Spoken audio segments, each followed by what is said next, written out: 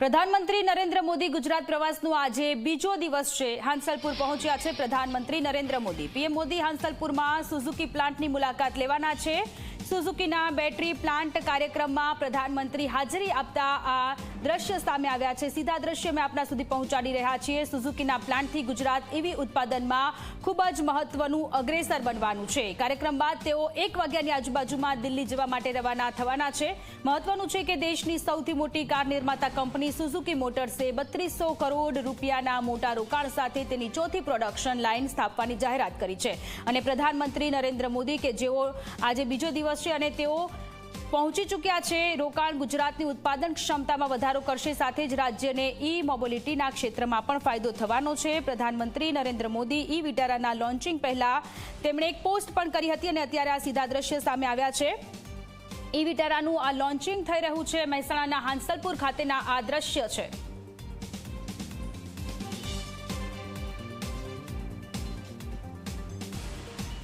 જે મારુતિનું પ્રોડક્શન જે હરિયાણા હતું એની જગ્યાએ ગુજરાતમાં પણ ચાલુ કર્યું છે। એમાં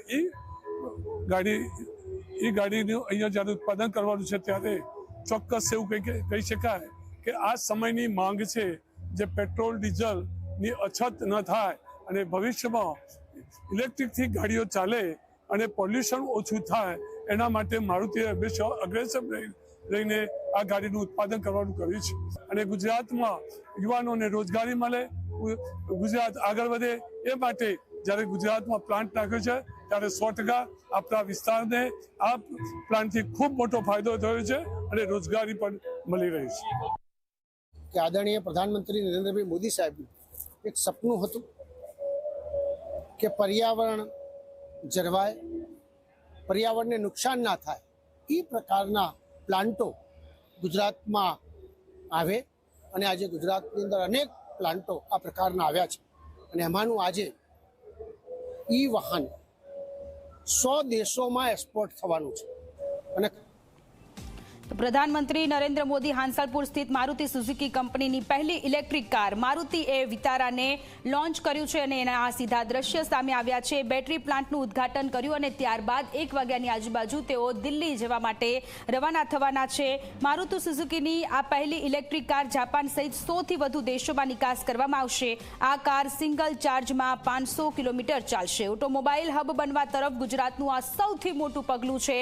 2 દિવસના ગુજરાતના પ્રવાસે પ્રધાનમંત્રી જ્યારે આવ્યા છે ત્યારે હાંસલપુર ખાતે મારુતિ સુઝુકી કંપનીની પહેલી ઈ કાર મારુતિ એ વિટારાને લોન્ચ કરતા આ દ્રશ્ય સામે આવ્યા છે અને ગુજરાત કે જેના માટે આ ગૌરવભરી ક્ષણ છે, કારણ કે આ હબમાંથી ગુજરાતનું સૌથી મોટું આ પગલું છે અને આ કાર 500 કિલોમીટર એક જ વખત ચાર્જ કરવામાં આવશે અને 500 કિલોમીટર સુધી આ કાર મારુતિ એ વિટારા ચાલવાની છે। ત્યારે આજે બીજો દિવસ અને 1 વાગ્યાની આજુબાજુમાં પ્રધાનમંત્રી નરેન્દ્ર મોદી કે જેઓ પરત દિલ્હી જવા માટે રવાના થવાના છે। મહેસાણાના હાંસલપુરના આ સીધા દ્રશ્ય કે જ્યાં મારુતિ એ વિટારા કે જેને લોન્ચ કરવામાં આવી ગુજરાતની મુલાકાતે જ્યારે પ્રધાનમંત્રી નરેન્દ્ર મોદી પહોંચ્યા, ગઈકાલે ભવ્ય રોડ શો કર્યો અને ખોડલધામ ગ્રાઉન્ડ ખાતે વિશાળ જનમેદનીને સંબોધન કર્યું અને આજે બીજો દિવસ છે ત્યારે હાંસલપુરની મુલાકાત તેમણે લીધેલી છે અને હાંસલપુર સ્થિત આવેલું મારુતિ સુઝુકીની કંપનીની જે પહેલી ઇલેક્ટ્રિક કાર છે મારુતિ એ વિટારા કે જેને આજે લોન્ચ કરવામાં આવ્યું છે, આજે તેઓ ત્યાં રહેશે અને બપોરે 1 વાગ્યાની આજુબાજુમાં તેઓ દિલ્હી જવા માટે રવાના થવાના છે। આ કારની ઘણી બધી ખાસિયત છે।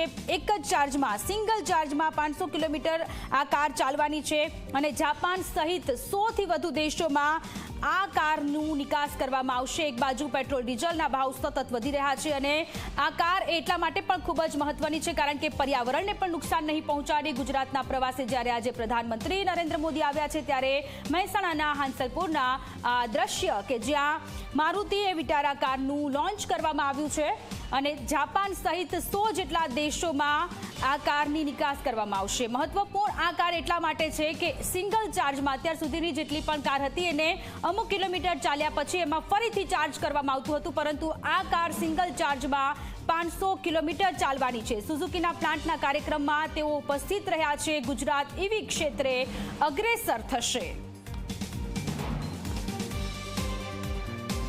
તો આ સીધા દ્રશ્ય પ્રધાનમંત્રી નરેન્દ્ર મોદી કે જેઓ 2 દિવસીય ગુજરાતના પ્રવાસે છે, આજે વહેલી સવારે તેમણે બેઠક કરી, મુખ્યમંત્રીની સાથે બેઠક કરી, ભાજપ પ્રદેશ પ્રમુખની સાથે બેઠક કરી અને હવે તેઓ મારુતિ સુઝુકીના કાર્યક્રમમાં ઉપસ્થિત રહ્યા।